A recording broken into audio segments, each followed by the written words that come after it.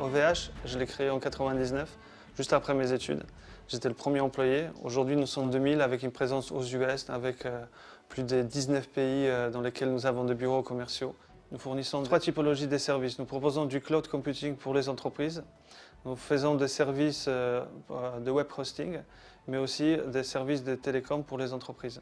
L'une des différences principales que l'on va retrouver chez OVH, c'est la capacité d'associer industrialisation et innovation ensemble.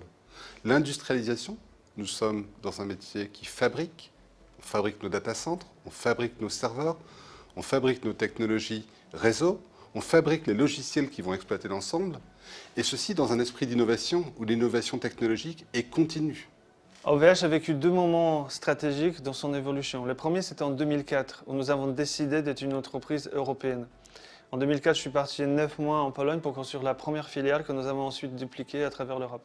En 2011, nous avons décidé de mettre un pied en Amérique du Nord. Et donc, je suis parti 12 mois au Canada pour construire le plus grand data center du monde, une équipe d'une 50aine de personnes. Ces 2 étapes nous ont permis de lever en 2016 250 millions d'euros et compléter notre plan d'investissement sur les 5 ans qu'on est en train de vivre entre 2016 et 2020, où nous allons investir 1,6 milliard d'euros.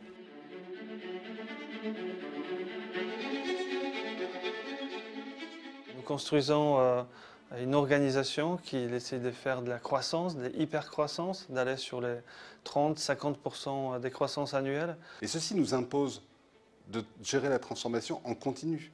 Chaque jour, nous accueillons des nouveaux collaborateurs. Nous installons des nouvelles capacités serveurs data center. Nous avons des nouveaux clients. Et les vrais défis, les vrais challenges que moi j'essaie de relever au quotidien, c'est justement d'accompagner cette croissance à travers la construction humaine. Avant d'une aventure technique, avant d'une aventure commerciale, c'est vraiment une aventure humaine. Il faut savoir créer un collectif, il faut savoir créer une intelligence collective pour ensuite aller vers les défis techniques, commerciaux, les différents pays, les concurrents. C'est toujours intéressant de se regarder un peu dans le rétroviseur, mais moi, ce qui m'intéresse, c'est le futur. Je me sens toujours comme si je démarrais l'entreprise aujourd'hui, comme si j'avais tous les défis devant moi.